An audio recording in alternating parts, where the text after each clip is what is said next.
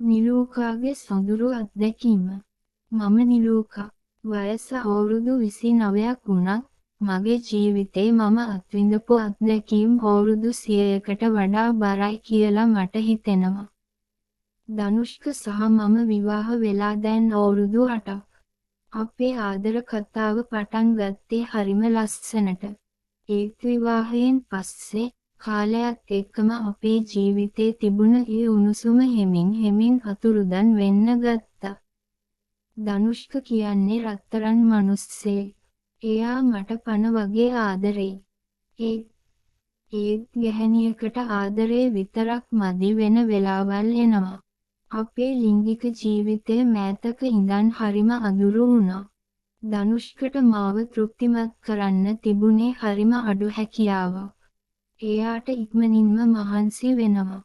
මගේ හැඟීම් අවදි වෙලා මම උපරිමයට එන්නත් කලින්ම එයාගේ රාජකාරිය ඉවරයි. එයා වෙනත් ක්‍රමවලින් මාව සතුටු කරන්න හැදුවත් ගැහණියකගේ ශරීරය ඇතුළාන්තයෙන්ම ඉල්ලන ඒ ගැඹුරු තෘප්තිය මට ලැබුණේ නැහැ. මම හැමදාම රැට නිදාගත්තේ ඇස් දෙකේ කඳුළු පුරවාගෙන. මගේ හිතේ තිබුණ ඒ අසහනය මාව නිතරම තනිකමකට ඇදලා දැම්මා. මම මගේ හිතේ තියෙන ඒ දැවෙන ගින්දර නිවාගන්න ස්වයං වින්දනයේ යෙදෙන්න පුරුදු වුණා. එතකොට මම මවාගත්තේ ධනුෂ්කව නෙවෙයි. මම මවාගත්තේ හිතුවක්කාර පිරිමි පෙනුම උපරිමයෙන් තියෙන කෙනෙක් මාව ආක්‍රමණය කරනවා වගේ හැඟීමක්. ඒ හිතුවිල්ලම මාව තෙත් කරන්න සමත් වුණා. චරිත් කියන්නේ ධනුෂ්කගේ හොඳම යාළුවා. හැබැයි ධනුෂ්කව හඳුනාගන්නත් කලින් වාසල් කාලයේ ඉඳන්ම මගේ හිතේ චරිත්ට විශේෂ තැනක් තිබුණා. එයා හුස, හැඩි දැඩි, ඇඟපත හොඳට වැඩුණු කෙනෙක්. එයාගේ කටහඬේ තිබුණේ අමුතුම පෞරුෂයක්. දෙසැම්බර් මාසේ සීතල වැටෙද්දී නත්තල් පාටි වලින් මුළු කොළඹම පිරීලා තිබුණේ.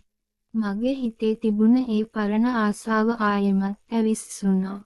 මම ධනුෂ්කගෙන් ඇහුවා අපි චරිත අපේ ගෙදර ඩිනර් එකකට එන්න කියමුද කියලා. ධනුෂ්කත් ඒකට හරිම කැමැත්තෙන් එකඟ වුණා. ඒත් මම එයාට කියපු නැති රහසක් මගේ හිතේ තිබුණා. මම චරිත ආරාධනා කළේ නිකම්ම කෑමකට නෙවෙයි, මගේ හිතේ නිවි තිබුණ ඒ ගින්දරට පිදුරු දාගන්නයි. එදා රෑ මම ලෑස්ති වුණේ මගේ ජීවිතේ වැදගත්ම දවසකට යනවා වගේ. මම ධනුෂ්කගෙන් ඇහුවා මම අද රෙද්ලයි හැටේ අඳින්නද කියලා. ධනුෂ්ක පුදුම වුණත් hina වෙලා හා කිව්වා.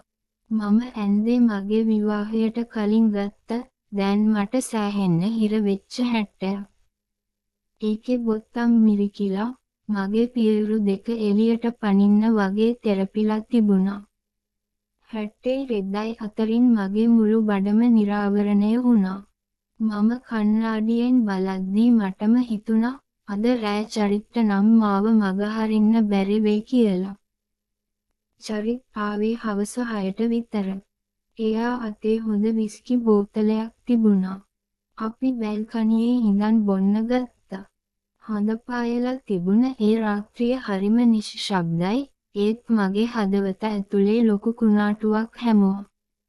මම වීදුරුවක් තොලගාන ගමන් චරිත් දිහා බැලුවා. චරිත්ගේ ඇස් තිබුණේ මගේ නිරාවරණය වුණු බඩ ගාව. මම දැනගත්තා එයාගේ හිතේ තියෙන දේ. ධනුෂ්කට ටිකක් වෙරි වුණා. එයා පුටුවේම ඇල වුණා. "ධනු, මම ඔයාට පොරවන්න රෙද්දක් අරන් එන්නම්" කියලා මම කාමරයට ගියා. මම හිතුවා වගේම චරිත් මගේ පස්සෙන් ආවා. මම කාමරයට ඇතුළු වෙලා බෙඩ් ෂීට් එකක් හොයද්දී එකපාරටම කාමරේ දොර වැහෙන සද්දය ඇහුණා. චරිත් මගේ ළඟට ඇවිත් මගේ බඩ තදින් අල්ලාගෙන මාව එයාගේ පැත්තට ඇදලා ගත්තා. මම ගැස්සුණා. ඒත් ඒ ගැස්ම ඇතුලේ තිබුණේ පුදුම සහනයක්. එයා මගේ බෙල්ල ඉඹින්න ගත්තා. එයාගේ රළු රවුල මගේ හමට වැදෙද්දි මගේ මුළු ඇඟම හිරිවැටිලා ගියා. චරිත් මොනවද මේ කරන්නේ? මම බොරුවට ඇහුවා. ඔයාට මේක නතර කරන්න ඕනේද? චරිත් මගේ ඇස් දෙක දිහා බලාගෙන ඇහුවා. මම උත්තරයක් දුන්නේ නැහැ. මම මගේ ඇස් දෙක පියාගත්තා. ඒක තමයි මම චරිත්ට දීපු අවසරය. චරිත් මාව බිත්තියට තද කරලා මගේ ඇඳුම් ලිහිල් කරන්න ගත්තා. මම මීට කලින් කවදාවත් අත්විඳලා නැති සරාගී බවක් මට දැනුණා. ඒත් මගේ හිතේ එක පැත්තක ධනුෂ්ක ගැන බයක් තිබුණා. මම චරිත්ව මගහරවලා එළියට ගියා. ධනුෂ්ක තාමත් බැල්කනියේ. මම එයා ළඟට ගිහින් එයාගේ අතින් අල්ලගත්තා. "දනු, මට දෙයක් කියන්න ඕනේ. හැබැයි මට බනින්න එපා." ධනුෂ්ක මන් දිහා බැලුවා. එයාගේ ඇස්වල තිබුණේ අමුතුම බැල්මක්. මට චරිත් එක්ක ඉන්න ඕනේ දනු. එයා එක්ක සෙක්ස් කරන්න මට ලොකු ආසාවක් තියෙනවා. මම හිත හය කරගෙන කිව්වා. ධනුෂ්ක ටික වෙලාවක් නිහඬව හිටියා. මම හිතුවා එයා මාව ගෙදරින් එළවයි කියලා. ඒත් එයා hina වුණා.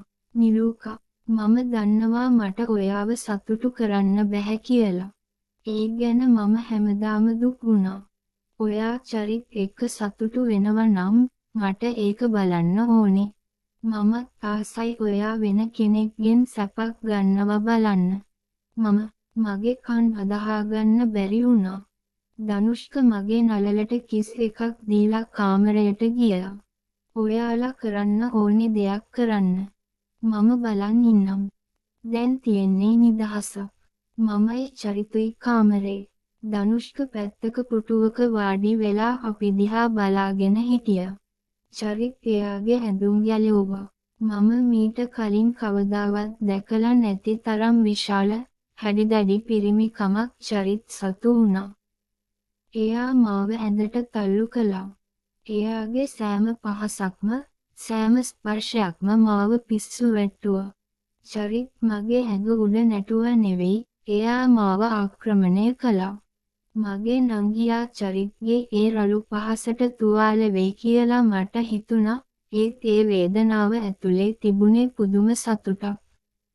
ධනුෂ්ක අපේ දිහා බලාගෙන එයාගේ ලිංගය අතගානවා මම දැක්කා. ඒක අපිට තවත් උත්තේජනයක් වුණා. චරිත් තව හයියෙන් මට කෑගැස්සුණා.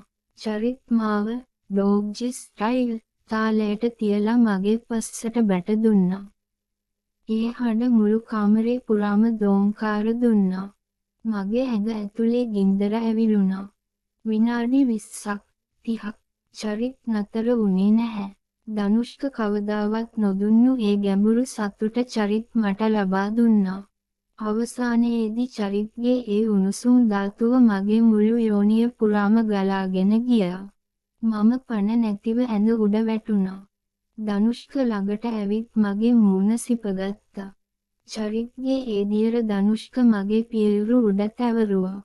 ඒ රාත්‍රිය මගේ ජීවිතේ මම අත්විඳපු අමතක නොවනම සරාගීම සහ භයානකම රාත්‍රිය වුණා.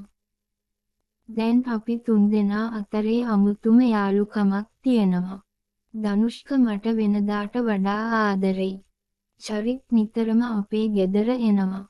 සමහර විට ඔබ මට වෛර කරයි, අවකාරියක් කියයි.